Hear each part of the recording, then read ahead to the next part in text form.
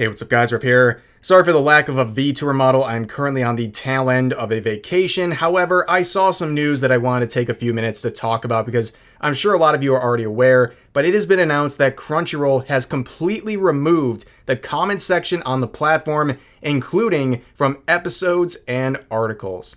This is a very radical decision, one that really removes one of the most separating features they have compared to all other streaming services that have anime. And isn't it funny how every time all of these companies make decisions that are apparently to make the site more user-friendly, they spend all of their time removing things that are actually liked by the users. But before we get into my personal reaction, also kind of the group reaction to this on social media, let's read the reasoning from Crunchyroll themselves for this decision. So titled, Protecting Our Community. Why is Crunchyroll disabling comments? At Crunchyroll, we prioritize creating a safe and respectful community environment. To maintain this standard, we are hiding all existing user-generated content, including comments and reviews across all of our platforms and experiences. We're always striving to enhance the user experience for our fans, including how they connect over the content they love. We encourage fans to share comments and connect with other fans on our social media channels. The user rating system will, however, remain, allowing you to express your opinions through star ratings. Yeah, guys, it's for your safety, numbnuts. Don't you get it? We're actually the good guys. We're looking out for you. You couldn't be trusted to deal with people making comments that you might not like. You're too weak to deal with that, so we're going to save you. Yeah, it's a big load of malarkey. I think this has to do a lot with cutting corners and cutting costs, as always. But on top of that, avoiding any criticism. So let's start with this decision itself.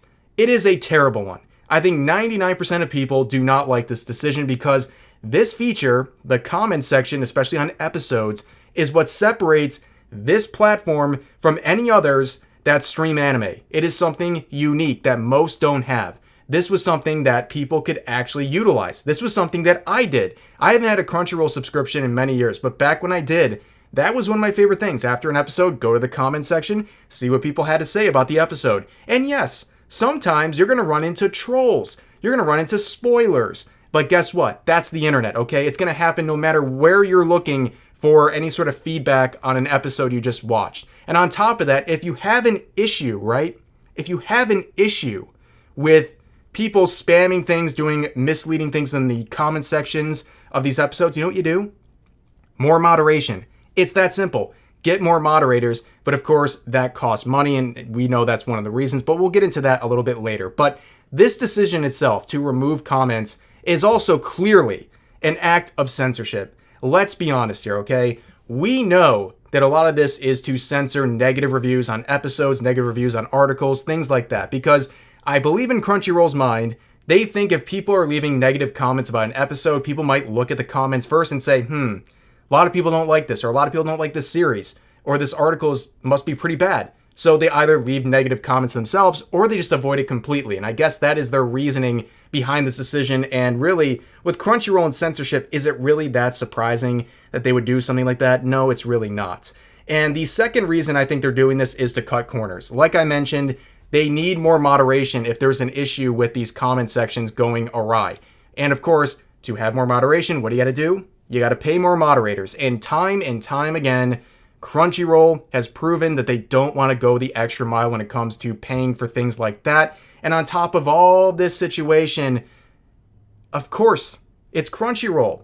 Why would they do anything that's beyond what they have to do? They have been squeezing money out of their customers for years and years. This is just a joke. And I think for them, it's obvious it's not just censorship, it's also the cost of doing this. And on top of this, there's been a lot of negativity recently, and I don't think Crunchyroll wants to deal with this. So there's two examples that come to mind about recent shows that are causing issues in the comment section. So number one, Senpai wa Otaku Naku. So for those who don't know, it is an anime about a cross-dressing male. A male-identifying character who cross-dresses. A male-identifying character. But for some goddamn reason, Twitter has convinced themselves that this character is trans for their own political agenda. And it's very, very weird, and there are battlegrounds in the comments of those episodes. And it's really, really messy. And maybe they don't want to moderate it. Maybe they just don't want to deal with it at all. And that's maybe something to look at. But that whole situation is way too big for this video. That's something we might look into in a future video. And on top of that, they recently got busted showing AI translated subtitles in the episodes of My Dear Friend Nokutan.